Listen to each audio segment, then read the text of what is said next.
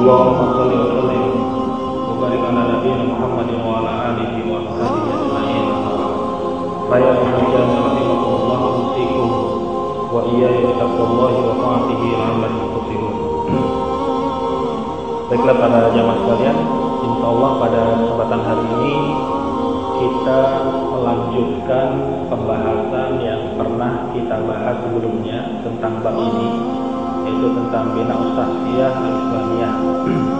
Di mana sebelumnya kita sudah membahas bab ini, bagaimana seorang muslim, yaitu orang yang menjadikan Islam sebagai keyakinannya, menjadikan Islam sebagai jalan hidupnya, maka seorang muslim punya kewajiban juga membangun kepribadian, membangun karakter yang harus selaras dengan nilai-nilai Islam itu sendiri. Begitulah seorang muslim. Dan hal ini sangat dibutuhkan berkenaan dengan tugas amanah dari Allah, di mana Allah Subhanahu wa taala memerintahkan kepada setiap muslim untuk menunaikan tugas iqamatus din, yaitu menegakkan agama Allah. Bahwa menegakkan agama Allah ini hanya bisa ditunaikan oleh mereka yang memiliki kepribadian dan karakter-karakter yang sangat khas di dalam dirinya, sehingga mereka tidak kesulitan untuk bisa berada di dalam Islam. Namun ketika seorang muslim tidak mau menselaraskan dirinya, karakter, kepribadiannya dengan nilai Islam, maka akan muncul banyak kendala. Dia akan terseok-seok, kesulitan untuk bisa mengikuti jalan Islam itu sendiri. Mungkin sekedar untuk refresh, ada yang ingat mungkin poin-poin tentang karakter para sahabat. Ya, para sahabat ini adalah merupakan pusat percontohan, contoh terbaik dari pribadi-pribadi seorang muslim. Ada berapa poin yang waktu itu saya sebut tentang karakter para sahabat? Ada yang ingat ya? Pembahasannya itu yang akan kita perdalam hari ini, ya.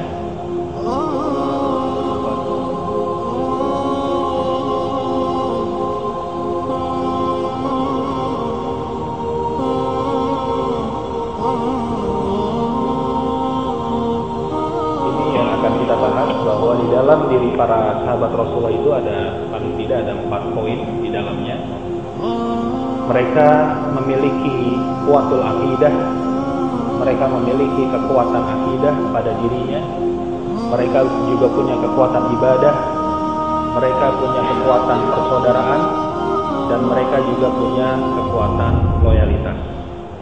Ini yang juga harus kita berusaha belajar untuk membangun poin-poin ini, karena ini adalah modal penting, fundamental, modal yang sangat besar untuk kita bisa bersama-sama memperjuangkan Islam itu sendiri.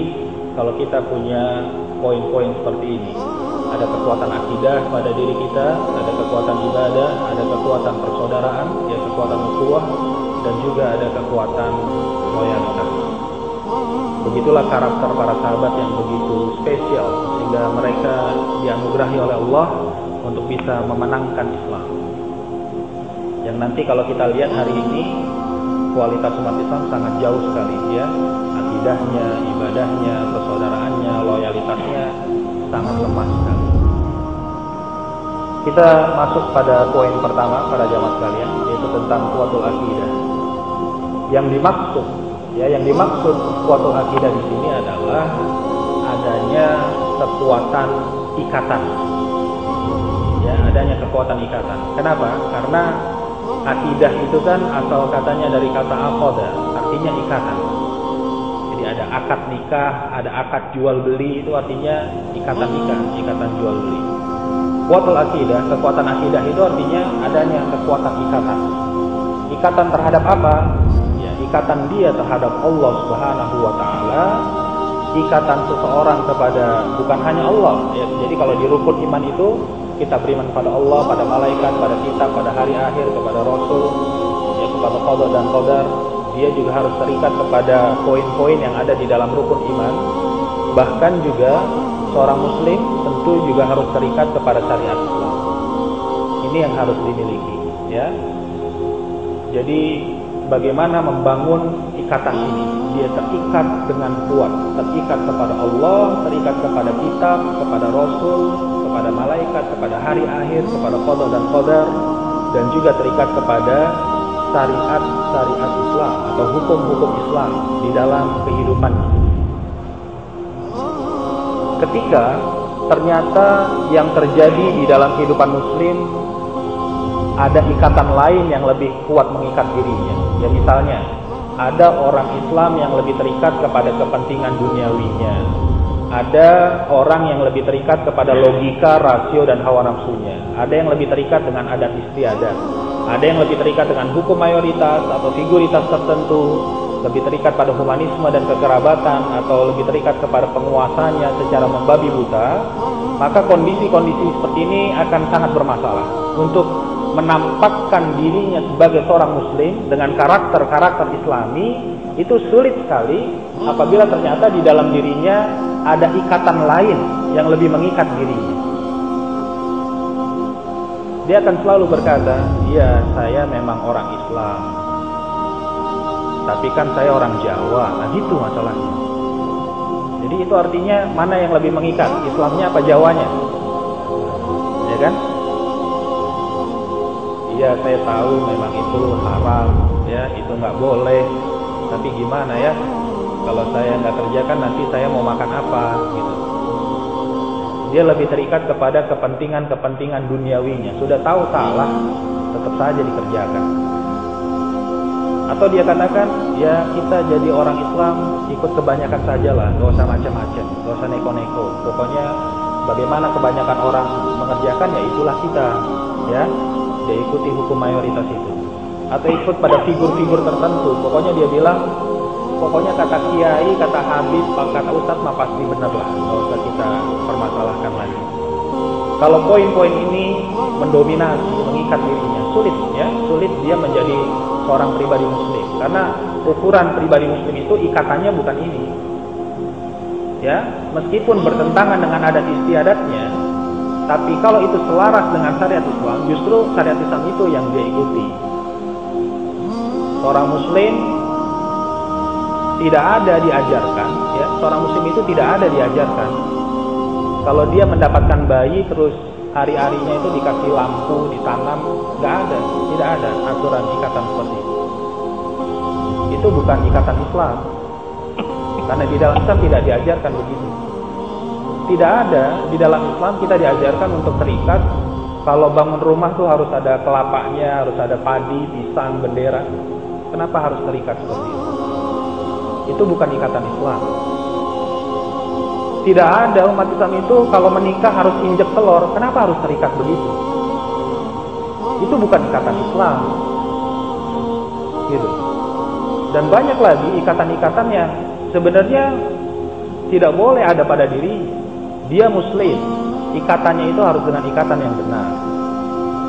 Ikatan iman kepada Allah, ya kepada rukun iman, dan juga kepada syariat Islam itu.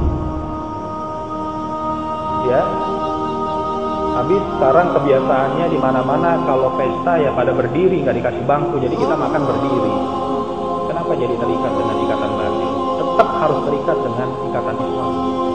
Islam mengajarkan makan tuh duduk, pakai tangan kanan. Nah, di sini sangat menentukan sekali sejauh mana kekuatan ikatan yang kita punya, ya.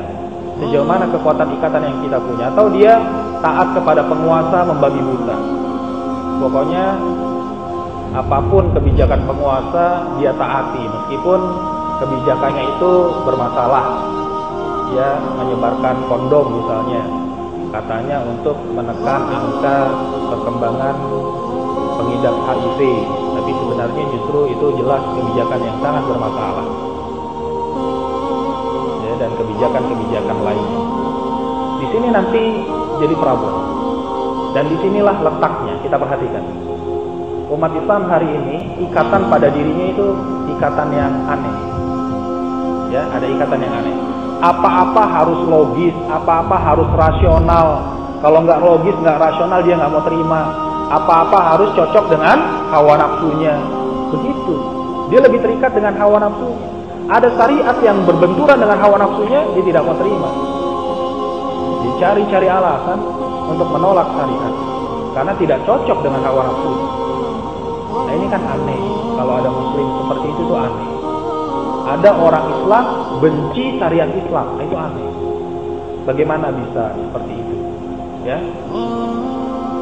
Maka ketahuilah bahwa dengan adanya kekuatan akidah, kalau orang punya kekuatan akidah, ada kekuatan ikatan yang benar, itu akan muncul namanya saja'ah, muncul keberanian. Orang itu jadi berani kalau dia terikat dengan ikatan yang benar. Dan ada juga sifat sorahah, bukan hanya saja'ah, tapi juga sorahah, adanya ketegasan. Orang itu menjadi berani dan menjadi tegas karena diikat dengan ikatan yang benar. Dia hanya diikat ya kepada Allah Subhanahu wa taala, kepada rukun iman dan juga kepada syariat Islam. Dia tidak akan pernah takut. Para jamaah sekalian, orang yang punya kekuatan akidah yang benar itu tidak pernah takut kehilangan ikatan apapun. Kehilangan ikatan dunia, kehilangan harta, kedudukan dan lain-lainnya tidak akan dia takut.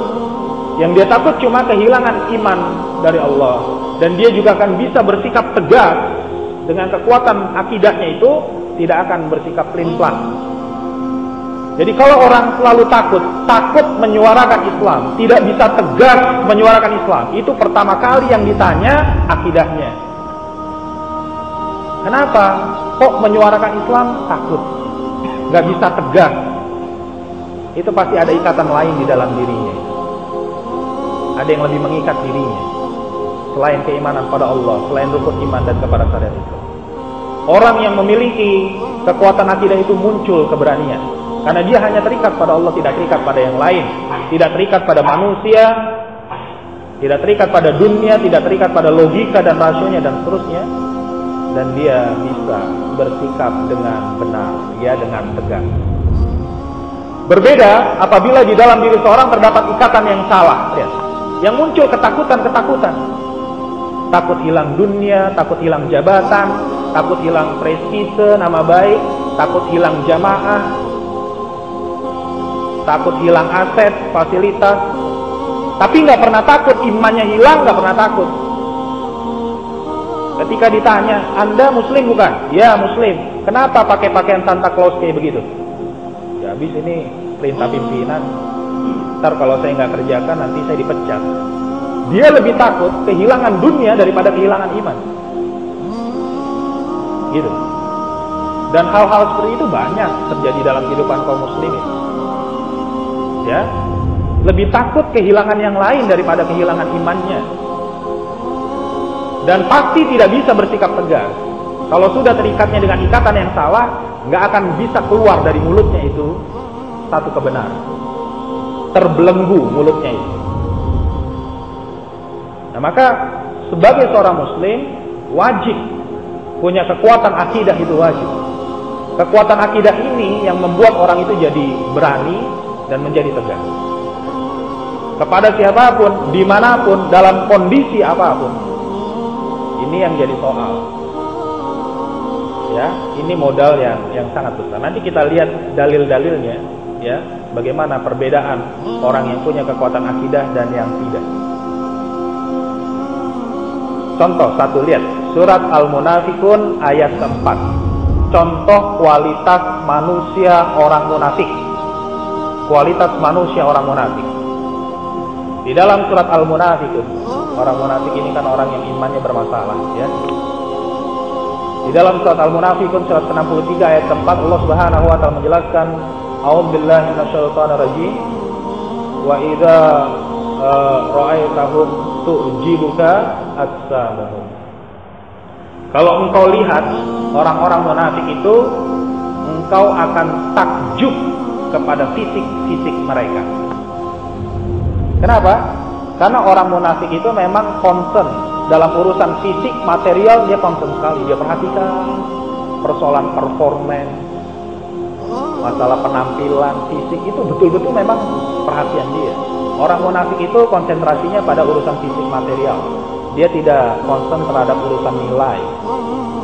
Maka kalau engkau melihat mereka, engkau akan takjub, kagum, ya, melihat fisik-fisik mereka itu. Wa iyaqulu, Bahkan kalau orang munafik itu berkata, tasma' liqaulihim, engkau pasti terpesona mendengar perkataannya. Orang munafik itu, para jamaah sekalian, punya karakter apa? Pandai retorika, gitu. Retorikanya luar biasa hebatnya. Karena orang munafik ini kan orang yang penuh kepura-puraan, para jamaah sekalian, ya. Orang yang penuh kepura-puraan. Dan dia selalu berusaha meyakinkan kepada orang agar orang yakin, ya, sehingga tertutupi kepura-puraannya itu jadi tertutup, ya, jadi tidak kelihatan. Dengan apa? Dengan retorika, dengan orasi-orasinya. Jadi itu sifat orang munafik. Bayangkan, orang munafik itu penampilannya bagus, bahasanya juga bagus, didengarnya begitu enak. Tapi lihat, Allah Subhanahu wa taala menggambarkan orang munafik itu ka'annahum husubun musannadah. Lihat, ini yang harus digarisbawahi. Orang munafik itu tidak lebih seperti kayu yang bersandar. Dia hanya seperti kayu yang bersandar. Lemah sekali. Dia hanya bersandar. Itu kalau sandarannya terganggu, goyah orang ini, goyah. Hanya seperti kayu yang bersandar saja. Yasabuna kulla sayhatin alaihim. Orang munafik itu orang yang sangat sensitif. Pokoknya kalau ada pembicaraan apapun seolah-olah tertuju pada dirinya. Selalu merasa kok ana disindir terus ya. Padahal nggak begitu. Padahal kita lagi bicara umum ya. Tapi itu orang munafik merasa ini kayaknya ana mulu nih disorot gitu gitu lah. Padahal nggak ada kita ngomong. Dia menyangka setiap perkataan itu selalu tertuju pada dirinya. Karena orang munafik itu kan orang yang tadi lihat, dia selalu cari eksistensi di hadapan manusia, gitu. Selalu cari tempat, selalu ingin menonjol. Jadi tidak diperhatikan dikit saja sudah bermasalah orang seperti itu. Humul adu, inilah musuh kamu yang sebenarnya. Fahdharhum, kamu harus hati-hati sama mereka. Ya mudah-mudahan Allah ya membinasakan mereka. Lihat, pertama saya ingin jelaskan di sini kedudukan kualitas orang munafik. Orang munafik itu lemah sekali, tidak lebih seperti kayu yang bersandar.